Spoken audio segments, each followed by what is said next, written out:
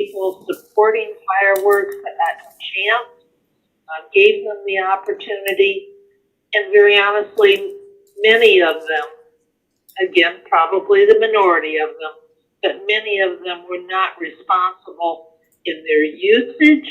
Again, as Mrs. Klein said, in my neighborhood, they seemed to be industrial. They were huge, loud. A couple of them hit my house. Thank goodness it didn't cause any damage. But they weren't responsible. Those using them outside of the established timelines and dates, I don't think were responsible, and unfortunately, I would have to support banning them as a result of those actions. Also, and I don't know, Mrs. Klein, if you got hold of Ms. Bowman, but Wendy Bowman had a picture of the cleanup that was necessary in the Crossroads area. People went out there to camp to watch the wonderful mayor's fireworks, and I totally support that, but then clean up after yourself. Did you get hold of her, Mrs. Klein? I did, and she said she was going to look for them and try to get them in. I'm wondering, Mr. Youngblood, if she got them to you. Looks like it didn't happen. She was searching for them. Okay.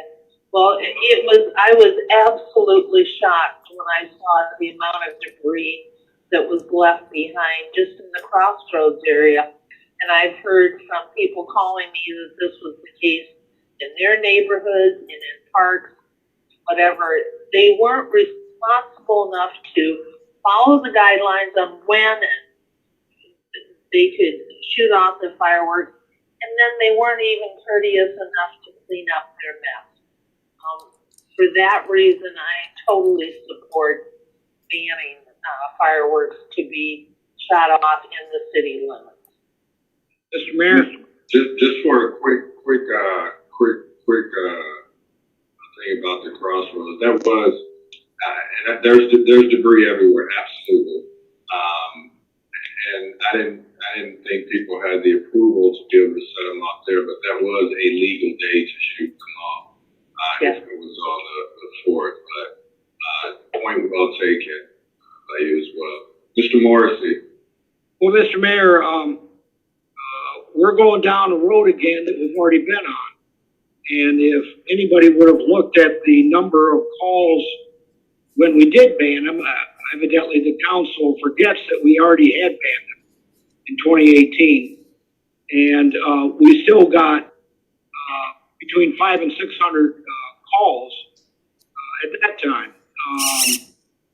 So that's when we went from 5 to banning and then to 3, and this is just completed our second year of 3, but included in the 3 is the fact that fireworks aren't allowed on New Year's Eve or around that period, even though they're lawfully, legally sold. And what we're doing by banning is we're forgetting that the primary problem is the enforcement of this. When you have an ordinance that doesn't get enforced, people are going to believe that they have, an okay to go ahead and do whatever they want. You're talking about Crossroads, you're talking about parks, you're talking about other areas. State law says that you are not to set off fireworks on anything other than your own personal property. So you're not allowed to set them off in the streets. You're not allowed to set them off on the sidewalk. You're not allowed even to set them off if you're a renter on that property if your landlord tells you that they are not allowed. So here we get back to enforcement. If you're not doing them on your personal property, that's a violation of the state law. That's in the state law, 727. So we set up an ordinance.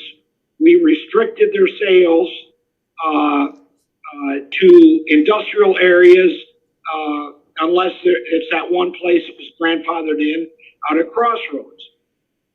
So we had requested, some on council had requested some money for enforcement and the use of police reserve officers. That never happened.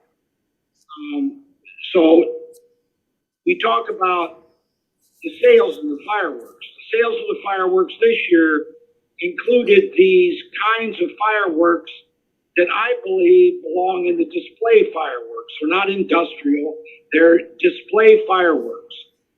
And I believe that, and I would ask that some research be done on some of these vendors to see if they were selling some of those fireworks that should be classed as display fireworks, which are not allowed either for sale or for use. So that's another area. And I think that we should check into the fact that can we as a city ban the sale of those kind of fireworks where we see that they are mimicking display fireworks. I think that's one thing that we could look into.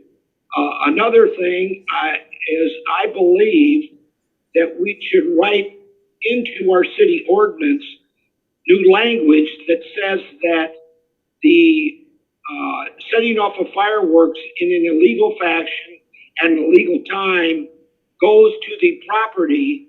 You don't have to catch them. You just have to have reasonable proof or probable cause to show or to see that fireworks have been set off illegally at this place, and therefore that citation goes to the property. You don't need to have an individual. I don't believe that banning is going to do anything other than what it did before, and that still, it did not stop the setting off of fireworks as we saw in 2018. We keep it at 3 days. That allows those who are legally going to set these off to have those times to set those off that are legally sold. You don't buy a pair of shoes or a shirt to sit and look at them. You buy them to use them.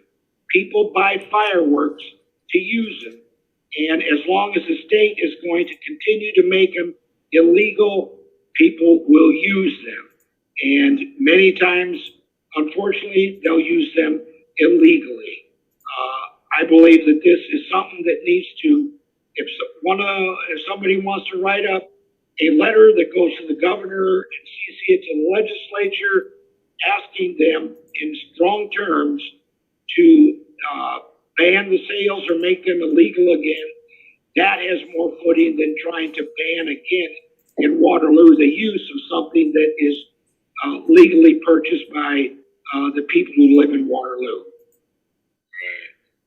We got 7 minutes. Who else wants to chime in? Mr. Mayor. Mr. Grider. I do support a ban. Having a 2-year-old who doesn't like fireworks and knowing next year that I'll have a 3-year-old and 10-month-old, not looking forward to that. So I do support a ban.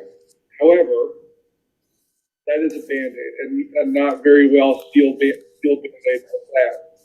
We need only look at Cedar Falls, which has banned fireworks, or Cedar Rapids, or Des Moines, look at them having falls at the same per capita rate as what we did. So a ban has to come with something. It has to come with teeth.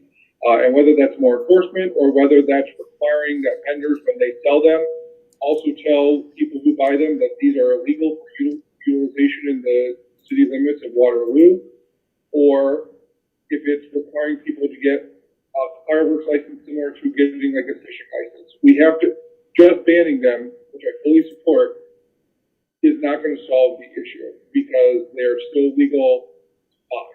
So we have to come up with some mechanism to make that the legal use of them a reality. And maybe that is issuing a citation to property where they are found, or something like that. You know, I grew up in Council Bluffs, and fireworks used to be illegal in Iowa, but they were illegal in Nebraska, and these officers would stop people coming over the bridge to Council Bluffs in June and July, and then, you know, ask for a reasonable search if they had fireworks and things like that. I don't know what the enforcement mechanism is. There are very people that work for the city, but us banning them is not going to accomplish what we want. There has to be teeth to it, enforceable teeth to make it hurt when people use these facilities. Thank you. Who was that? Mr. Amos. Mr. Amos. Yeah, Mr. Mayor, Councilman Morrissey and I have gone through all of these different scenarios as far as the fireworks. And we received the statistics as far as the actual site or the actual complaints during that time. But one of the things that I don't see here is during those 3 days, how many actual phone calls are the police department receiving? Because that was part of my thought process. Was it okay, whether we banned them or didn't ban them, we still had pretty much the same number of complaints. So for me, it was okay during that time frame, let's give the police a break. Let's give them the opportunity to do other things around the holiday. This is obviously the will of the council as to whether it's banned or not. But from everything that I see, it's not going to make any difference whether we ban them or not. What's going to make the difference is our state legislatures actually going back to the ban, because when you look at the numbers, that's when the complaints are the lowest. And even then, those complaints still come about. So for me, I can't see any sense in us changing the way that we have it set up right now, because I firmly believe that we're still going to have the exact same things we have. So for me, that thought process is, let's give the police department a break for those 3 days. Mr. Mayor. Mr. Bozen. Thank you, sir.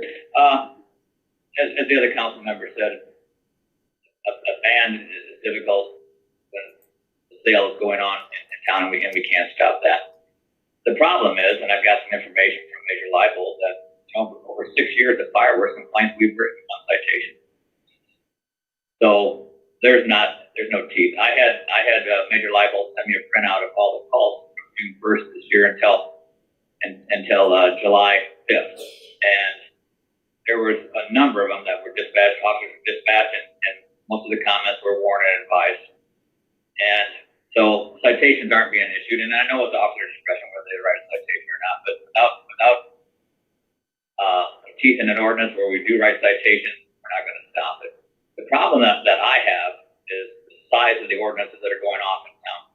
And specifically, NFPA 1123 deals with display fireworks. And if you have a 1 inch in diameter firework, you need 75 to 100 feet of clearance from anything combustible, including other people's property lines. When I was a fire marshal, you'd have to go out and inspect these displays before they shut them off and make sure they had the proper distances. Now it takes a 2 inch diameter fireworks. That's a 200 feet. Very seldom are you going to have any place in some of these neighborhoods where they're 200 feet away from your house. But yet these people are shooting off mortars, within 10, 15 feet of their neighbors' houses. And that's where I have an issue. Number one, the size of it. Number two, the fact that we're not enforcing it. Thank you. All right, Councilman Boyce, do you have anything before we? Last year when we brought this up, this wasn't just about me. I don't buy fireworks. I don't shoot fireworks, any of those things. So I asked, the constituents, and they were split, and I'm sure they're going to be split again. I think what Councilman Bozen says, correct. I think what Councilman Morrissey said, correct. I don't know looking at the data that we had, banning them was just the same amount of phone calls that we were. Nothing really has changed. And if there's a way that we can I know where that conversation is going to go, but if there's a way we can decide that we authorize, for sale city limits of Waterloo, that might be a route to go. But my guess is if we try to do that, we're going to have somebody in Des Moines tell us no, that's not something we're going to be able to do. I don't believe so, but that's where I was at last year. I'll listen to what the constituents in 451. So where's the document at? Did he send that to everybody? Did I get a copy of that too? What document is that, Mr. Mayor? The calls. No, It was sent to the city council members right. and CC to Joel Fitzgerald. I didn't even get a copy. You want me to forward it to you, Mayor? Yeah. Okay, I got it here on my phone.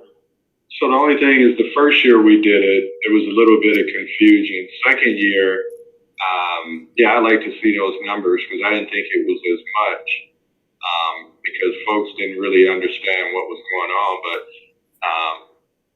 yeah, I really don't have a pulse of, what council wants. I hear,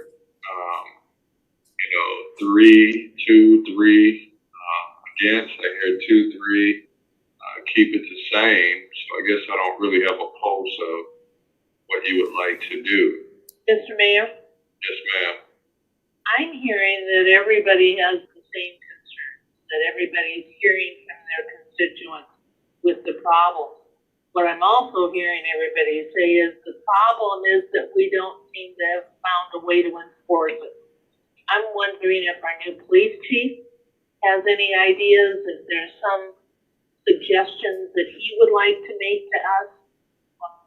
What also really changed for me this year is that Chief Treelor told us at the department head meeting that there's now injuries.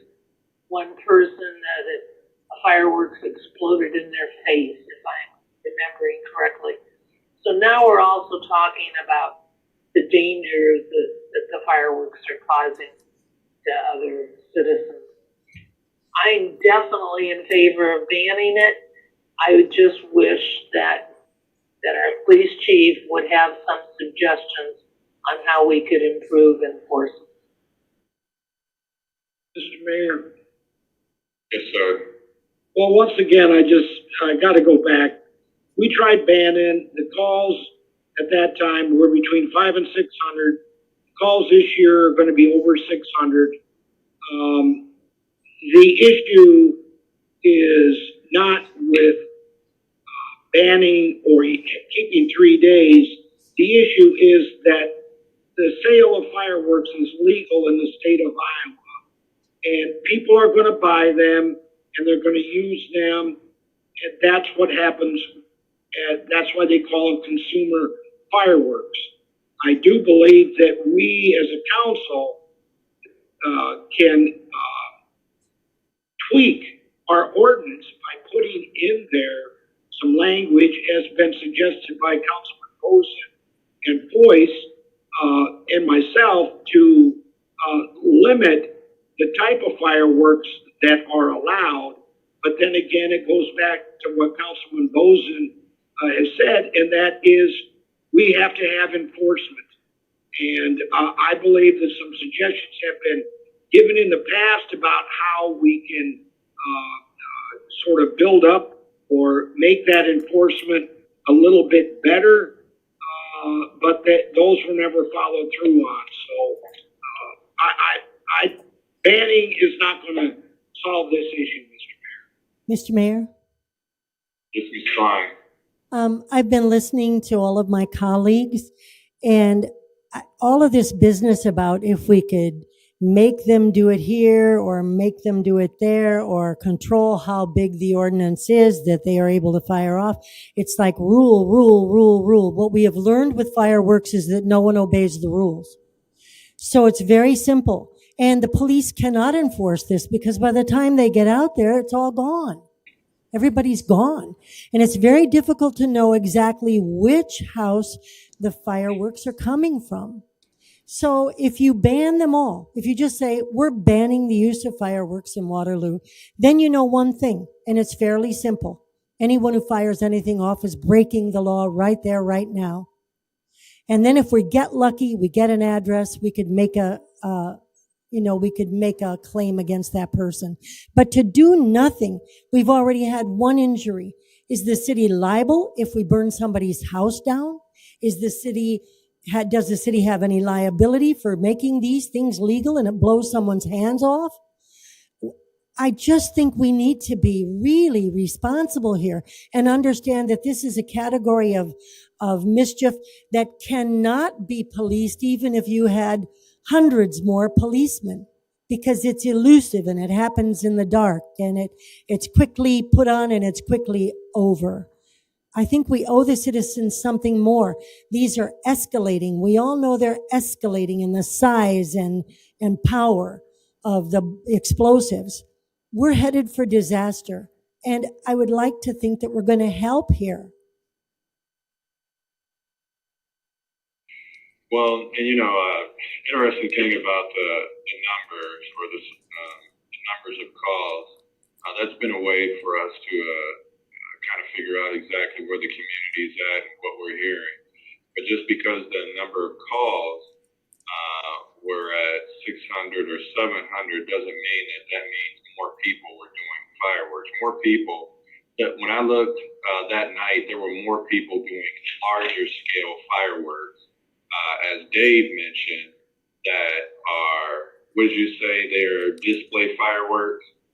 I've seen more display and larger types of fireworks being shot off than I have in previous years on that level. But just because the service calls were at a certain number doesn't necessarily mean less people are doing fireworks or more. But anyway, so I got Mr. Foyce.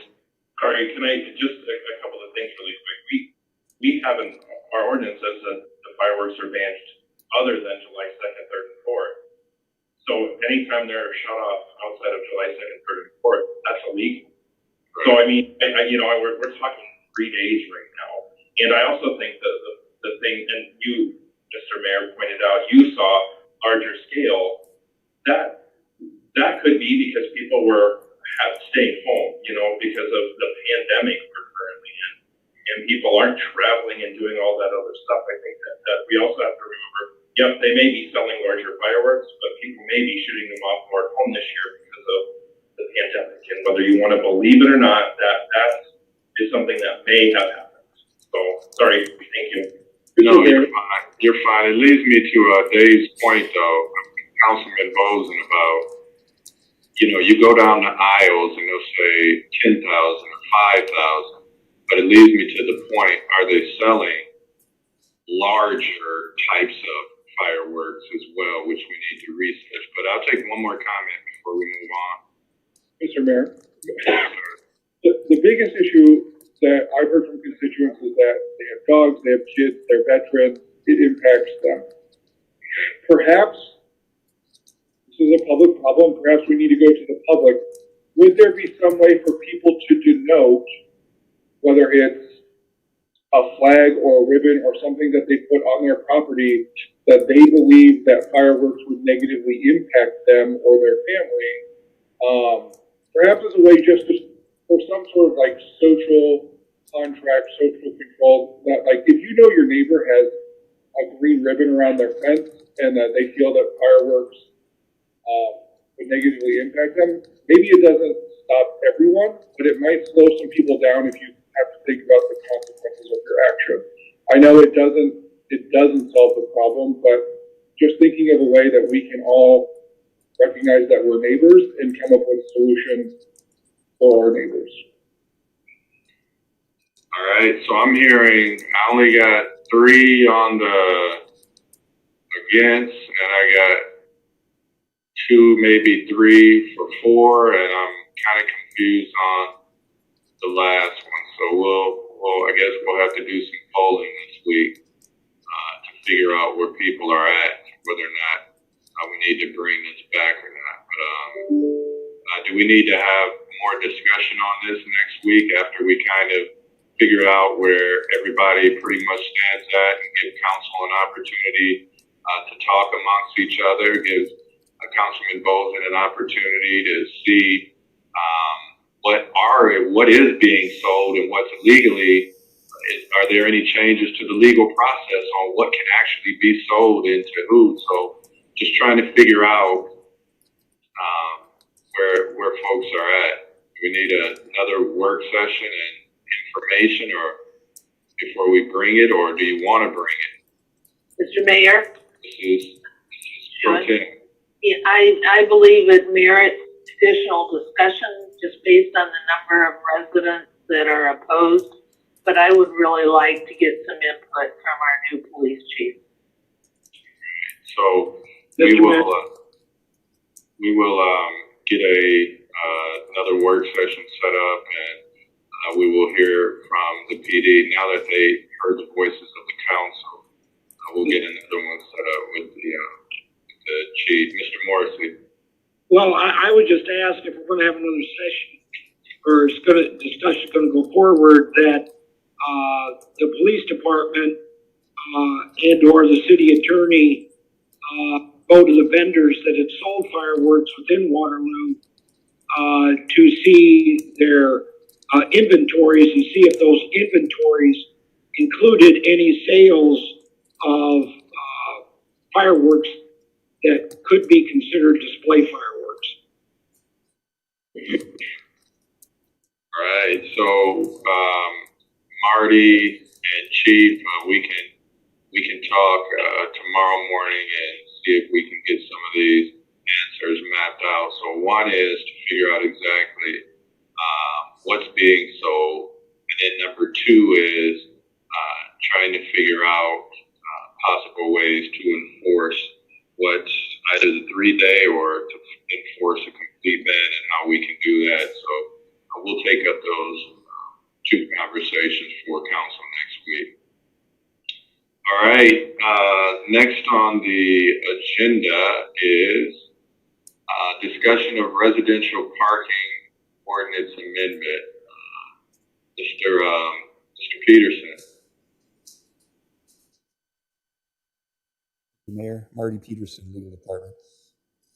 Apparently, the council in 2018 addressed the issue of recreational campers in driveways, specifically the front yards of residences, and considered prohibiting basically the permanent parking of an RV trailer camper in the driveway, and chose not to ban that.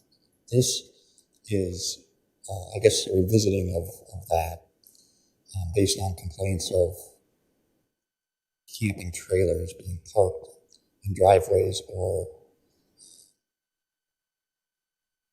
additions to the driveway in the front yard permanently. The ordinance also allows for visitors to keep camper in the driveway front yard for no more than 30 days in any calendar year. So that's the proposed change to the ordinance.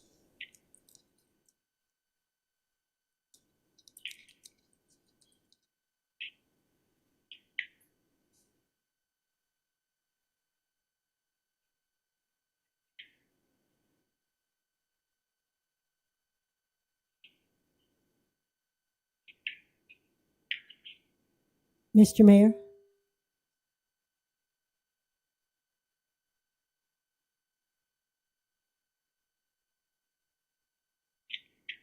Did we lose the mayor?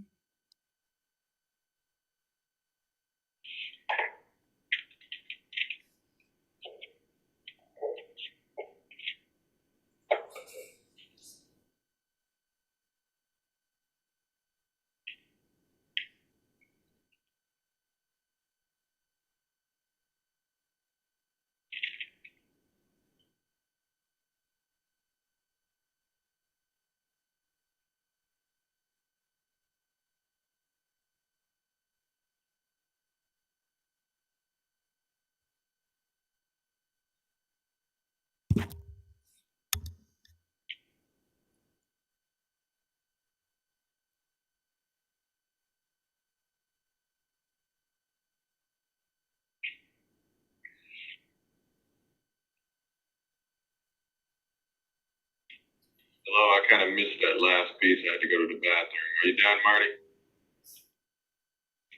Mr. Mayor? Yes, ma'am. I've been talking to Mr. Peterson about this because the trailer, we have a picture of the trailer that I had a problem with on Zachary Court. But there are other areas in my ward that have problems with things that people are parking in their driveway. beside their house and in front of their house. No, the one on Zachary Court. Well, let's bring that one up so that everyone can see that. That's another issue that has cropped up in my ward, where people are buying these little sheds that look like tiny houses. And in this case, the person who bought this little shed put it within a foot of his back door.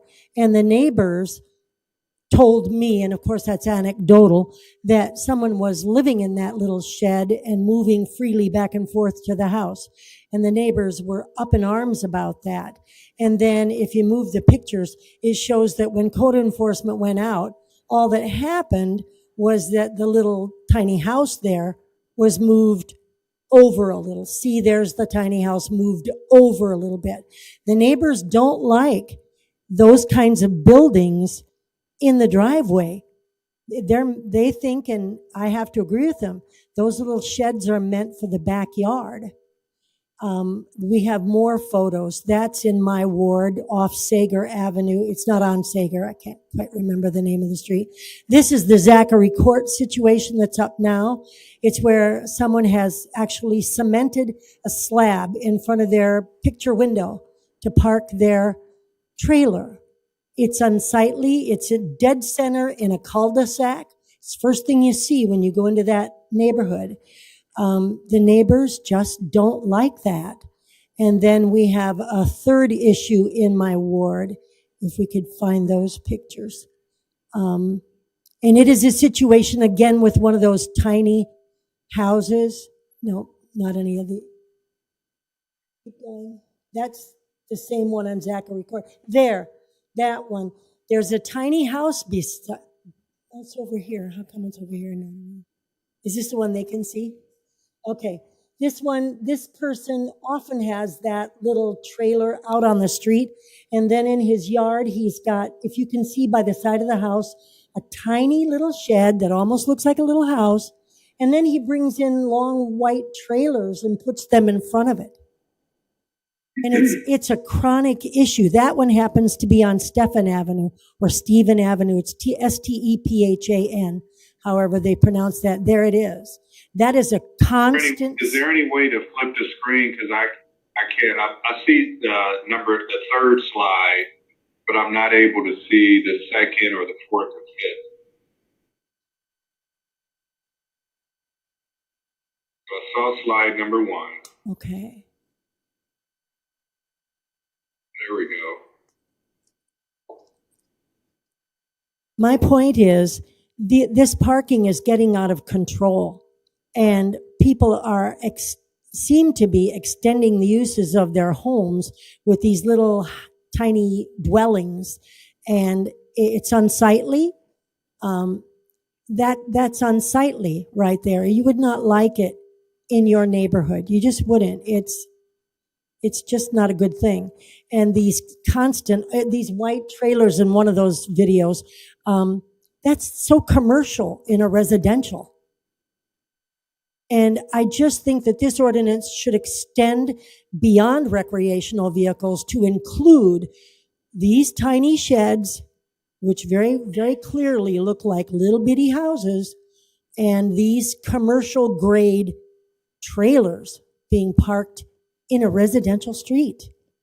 It's not what you bargain for when you move into a residential area. So Mr. I would like those added. Mrs. Jewin. Yeah, I agree with the concerns of the neighbors and think that we should amend the ordinance to address that. But one thing that might help, I had worked with code enforcement a year and a half ago, and we had drafted proposals to come to the council saying, because the problem in many of the parking issues is if a vehicle or a trailer is parked illegally, code enforcement goes out and tags it, but then they come back and they've moved it 2 feet. And so the time frame has to start all over again. What the ordinance that we had drafted that I thought was coming to you was that regardless, so you move it 2 feet each time, if you get 3 citations in a year, you're going to be fined for it. So the fact that you're playing the game of moving it a foot and moving it again another foot, regardless of that, we would cite you if you got 3 citations in a year. That might help a little bit with this issue, Mrs. Klein, but certainly would address a lot of other issues as well. So I would ask Mr. Peterson if Maria has brought those ordinances to you yet, if you know the status of them, or if you could look into it. Have you, hey, Marty, you still on here? Yes, sir. Your Honor. Have you had a chance to see some of the proposals that was brought forth that Mrs. Jewin mentioned? Yes, we have the front yard RV trailer ordinance drafted, and we also sent the second ordinance related to parking. And as I stand here, I'm having a little difficulty remembering which one that was, but I know we've submitted two here, and I think we're waiting on her response on one. But I mean, if the consensus of the council is they want to add the tiny homes and the commercial trailers, certainly we can draft an ordinance. I mean, that's not an issue. So for purposes of today, I'd be interested in hearing what the consensus is, if any. So, did you want the small little things added? Do you want what Mrs. Klein brought up added? I do, yeah, very much so. Sorry, Mr. Mayor. Yes, sir. So, I don't support this current ordinance, or the amendment to the ordinance, because this is people's property, and unless there's a code enforcement issue, it's their property. And we've had this discussion about other things where we have stated that we shouldn't go and tell people how to run their property, but here we are for things that these people have. So with the RV, with the Zachary Ford trailer, we can see that a person clearly spent time and money making sure that their RV is taken care of, that it's on a slab. And I'm going to guess, I haven't been out there, I'm going to guess that there would be no way to get what looks to be a 30, 35 foot trailer behind their house. And, you know, my parents, I grew up going camping, so I know what goes into a camping. Obviously, there are places you can store them, but I can tell you that a half dozen times my parents stored the camper somewhere that wasn't our house, it was broken into. And that's a place where people make memories, where childhood was on the industrial ones. I mean, we see them in my neighborhood, and they're people's small businesses. They're all wrapped up there. They're their contracting business, their plumbing business, their woodworking business. And so to tell a small business owner that they have to spend more money either to extend their driveway all the way around their house, or that they have to store it somewhere, including in a lot of cases with lots of expensive tools and other things that they need to do their jobs, I don't see it. Now, I will concede that parking them on the street probably isn't great. And so that might be something that we look at, but these other issues, I just, for me, it's a no. You no. We got 2 yeses and a potential no. Mr. Mayor? Morrissey. Mr. Mayor, as you know, you were involved with the conversations that had occurred before when the parking of recreational vehicles that had been brought up.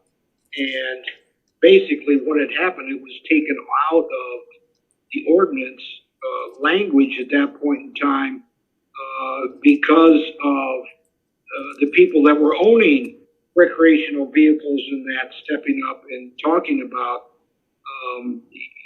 their opposition to that. Tiny homes, they're tiny homes. And people have a right to buy those just like they do recreational vehicles. A place to park, I agree with Mr. Greider, is not on the street.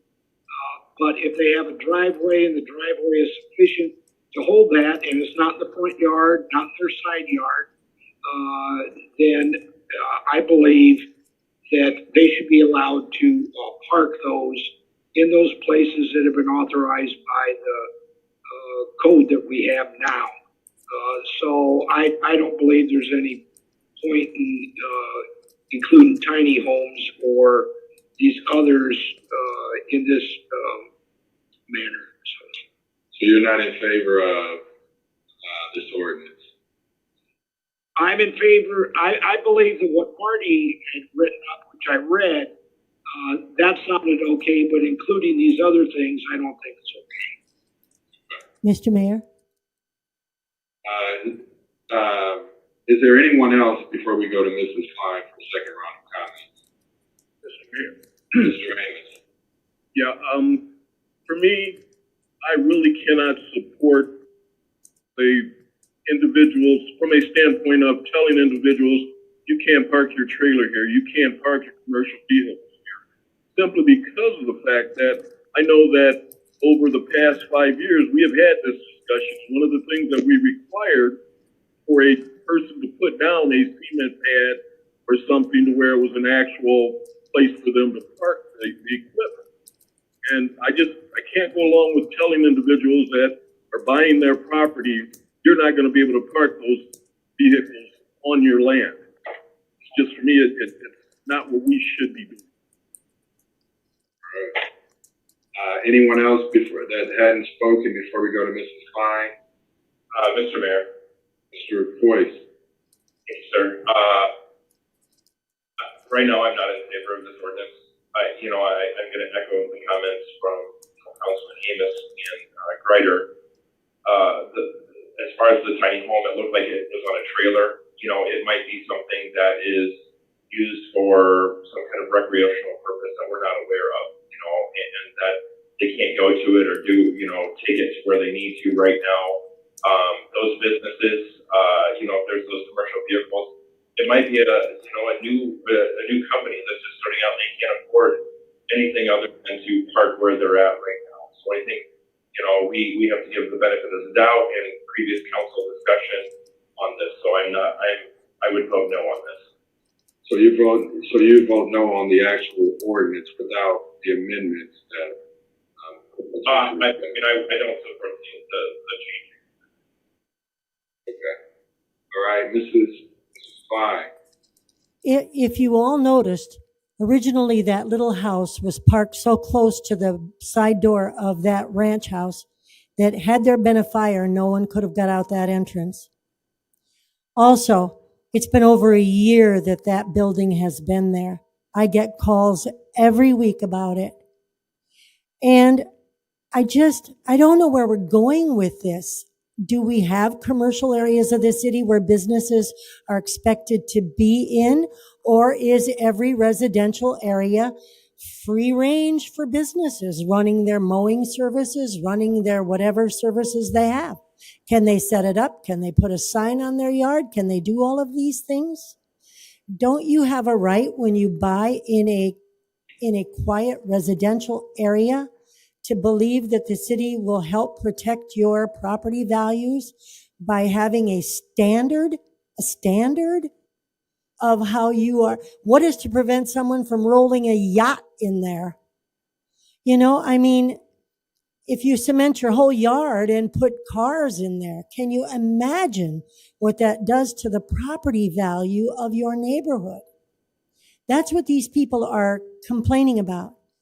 They don't want to stop businesses, but they want businesses in a business section. They want those little housing sheds to be in the backyard. They want to protect their property values as anyone wants to.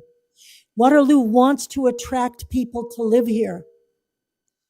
I would not buy a house on either of the streets you just saw because of that. Marty. Right now, Mr. Peter. there were houses for sale across from the Stephan Avenue house took a long time for them to go, and they didn't go at the price they wanted. All right, Mr. Peterson. So that smaller little house, that's so you can actually have another room. Are property taxes being paid on that small house? I can get a smaller house and put it right on my property. But are property taxes being paid on that? No. I can place a small house on my property. I'm not aware. Not be subject. Well, as I understand it, those tiny homes are on wheels. They are not. They are basically homemade trailers, recreational trailers that folks live in. So, it's going to depend factually on what we're dealing with. I mean, if somebody constructed a shed in their driveway and living there, I think that's going to trigger some zoning issues. And so, as I understand it, those tiny homes all have wheels. And I am unaware of any state or city law that prohibits that. So, yes. So, what this really sounds like is this should be a conversation that neighbors have with each other about recreational vehicles, and not something that we tell people what to do.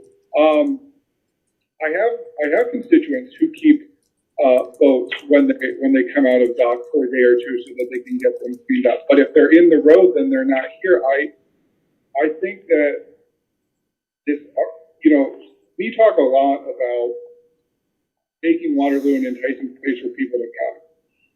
And I think it certainly does say something if we're going to tell people, hey, you bought this recreational vehicle, but we don't want to see it. Or, hey, you started a small business, but keep it out of sight, out of mind. I certainly think that says something about Waterloo. I just don't think it's positive. If people have a problem, they should have an adult conversation about what that means for them and what the difficulties are with their neighbors, rather than having the city council of this city tell everyone that they should not do something that hundreds of people enjoy, thousands of people across the state. We should just be cognizant of what we're asking here. Mr. Mayor? Mr. Morrissey. Well, I would just ask that the council read what the proposed ordinance is, because ordinance saying some of the stuff that I hear being said. What I object to is adding what is there.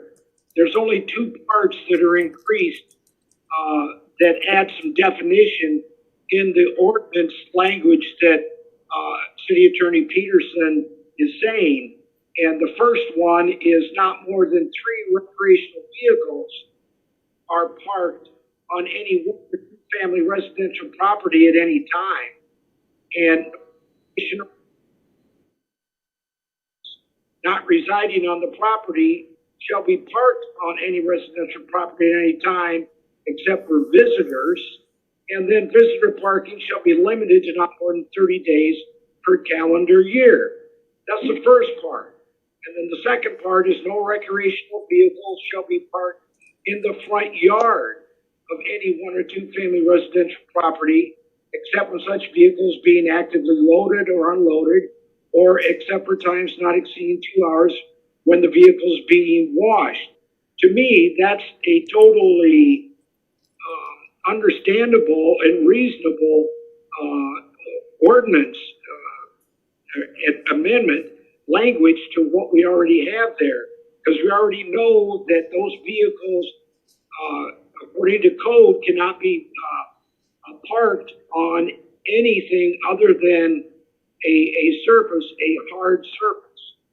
At least that's my understanding of what the ordinance currently is, Mr. Mayor. So right now, with Mr. Morris's clarification on this, we have an ordinance in front of us. And we also had a conversation about adding to the ordinance. Am I hearing that the ordinance is okay to move forward, but conversations of the amendments that Mrs. Klein had brought up, to not add that at this point. That would Mr. Mayor, move this ordinance forward. I guess my question is, front yard, do we mean like anywhere in the front of the house? Or are we talking specifically on like a grassy area? Because I think that is essential to suss out. Because if it's parked in the grass, that's one thing, but if we're talking the front, that's a completely different thing. Mr. Peterson. The intention of the ordinance is that photo you saw of the property, the fifth wheel or Zachary Court, that the purpose of the ordinance would be to ban parking of that trailer in the front of that house. So I want to be clear about that. Okay, and that was my understanding, Mr. Mayor, is that this isn't just banning people from parking a trailer in someone's grassy lawn, but parking it anywhere in the front of the house. And if that is the case, as Mr. Peterson says, then I am definitely a no-go on this one. We got a no to bring this to council. Councilman Morrissey, you're okay in bringing this to be voted on? Well, with Mr. Mayor, given what City Attorney Peterson said, I believe that D2 on this needs to be rewritten.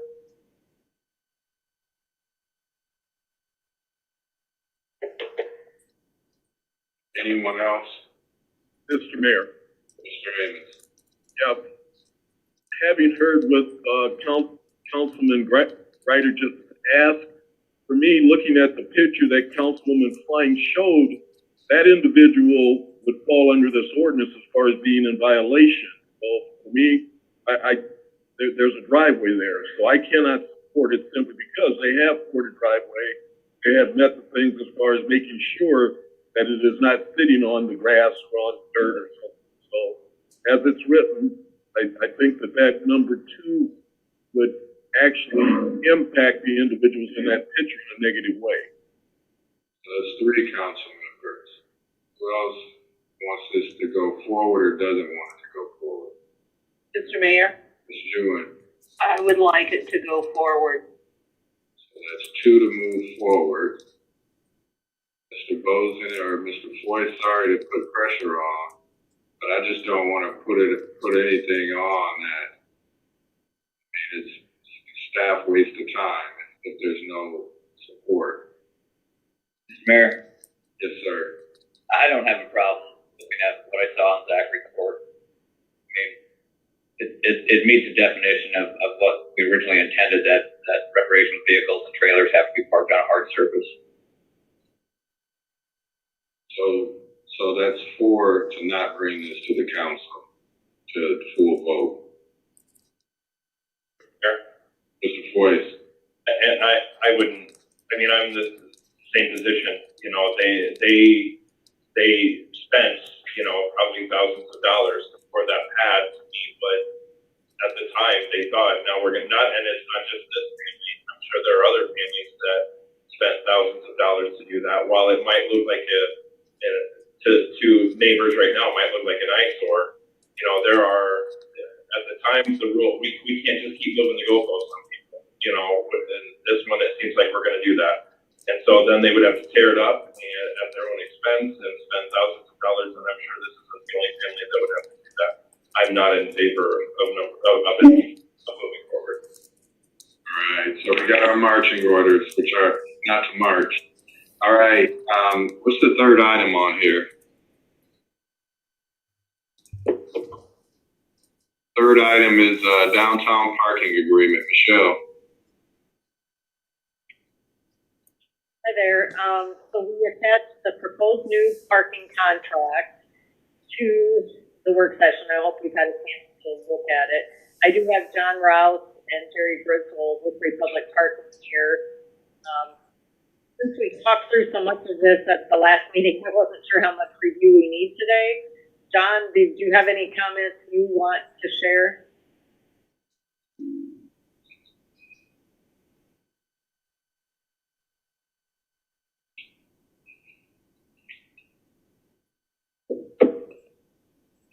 Is he on mute? Maybe. I think I'm off now. Can you hear me okay? Yeah.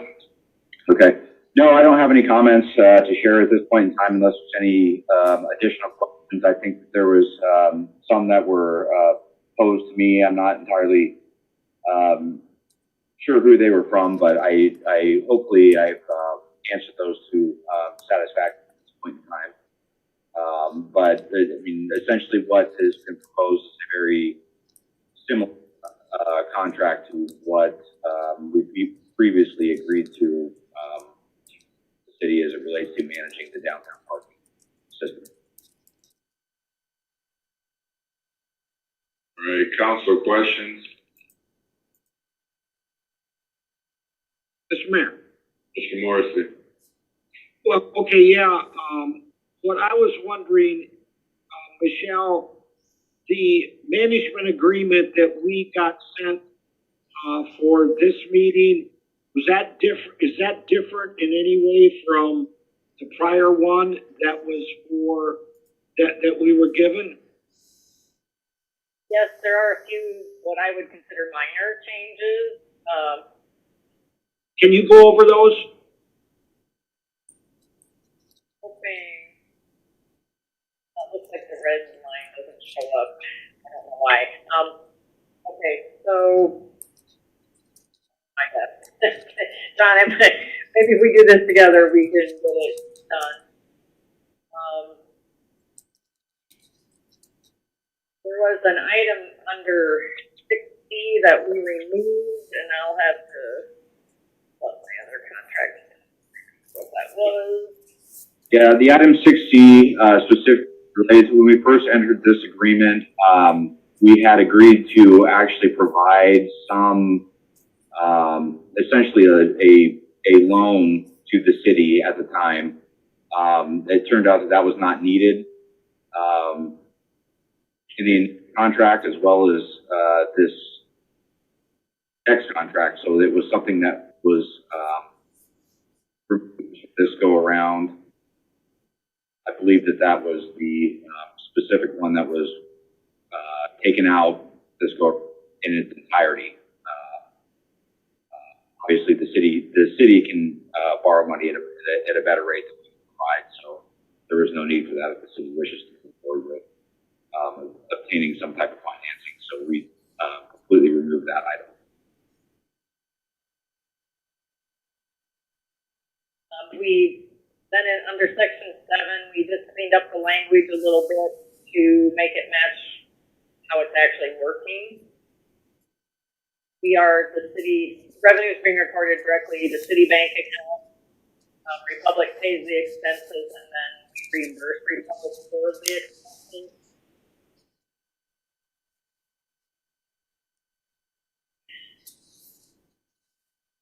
We verified the pre-approval process, and I did increase that to 2,500 in anticipation that we are going to raise that for finance policies.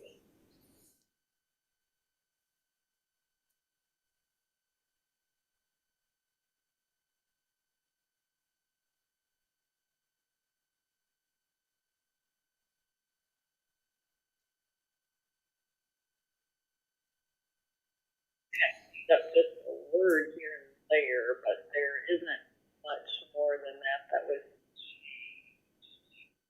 changed. Okay, so Michelle, thank you, and John, in 6B, parenthesis 8, it talks about snow removal.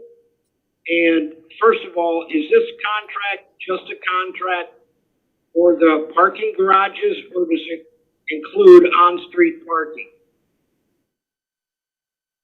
The snow removal is within the ramps only. Okay, but is this a contract for an agreement for Republic in the parking garages as well as on the on-street metered parking? Yes, in terms of them collecting the revenue for us, providing enforcement, yes. But snow removal is only in the ramp. That's the only clarification I'm going to make there. Well, I know that when I read it the first time, it sure didn't seem like it was restricted just to the parking ramps, as it was referring to the meters.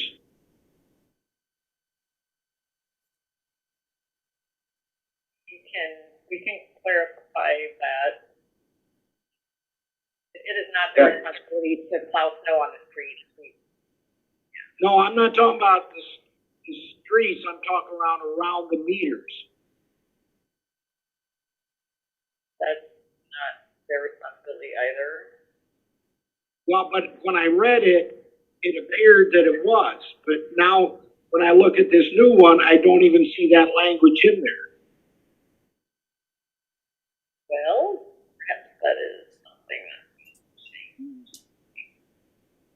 Well, to me, that's a big change though, Michelle. Well, they weren't providing it before, so I'm not. I mean, there may have been an error in the wording. John? Just to be clear, I mean, this contract, has, and as I understood it, it includes to provide, enforcement and management of on-street parking, services. It has, we have no responsibility to do any snow removal. If I'm getting that mixed up, I apologize, but snow removal is a separate issue. We only will do that on the rooftops of the parking facilities. However, enforcement, management, any other technologies that relates to managing the on-street portion of the parking system would fall under our responsibility. So just for clarity, you are not doing on-street snow removal? Correct. We're That's responsible it. for on-street snow removal. That is something that has traditionally been the responsibility of the, I believe, the city public works department, but not us. Right. All right. Thank you.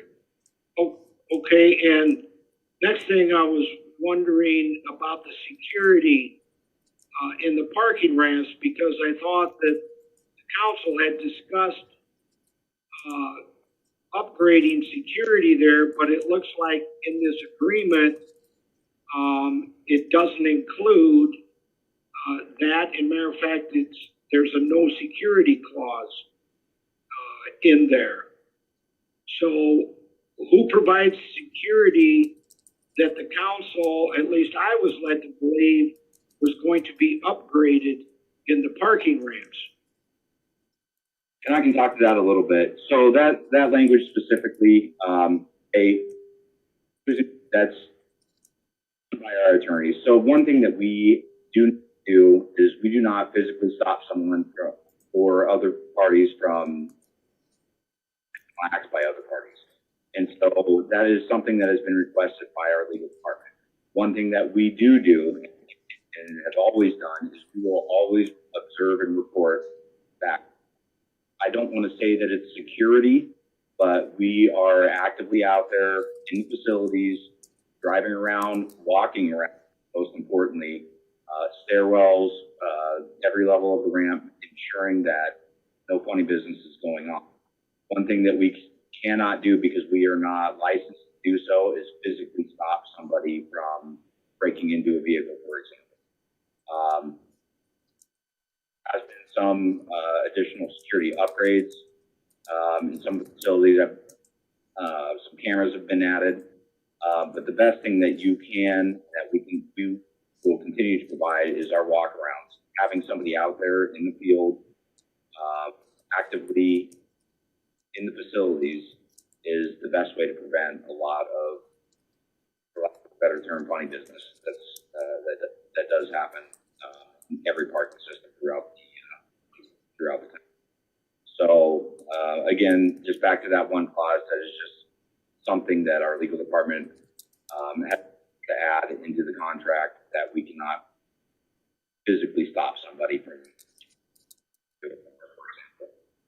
Okay, another question, John, is does Republic Parking, are they going to uphold our Fair Chance Initiative ordinance that we passed? That we're under as of July 1st? I guess I'm not as familiar with that fair chance, but if it's a city initiative, we've always tried to align ourselves with any city initiative. I mean, we very much act like a city department, although we're public employees. I mean, if you can explain that, just give me, I can give you likely. It's the ban the box ordinance. Oh, yeah, I'm familiar with that. Yeah, no, we have done that. Okay. Yeah, we've done that. We've experienced that in other communities. Again, it's just one thing that we just try to align ourselves with, and we just simply make the change on the local level and go with it. Well, thank you. Thank you. All right, Mr. Bowles, you have questions? Foyce, Mr. Amos, Greider, Jewin, Klein.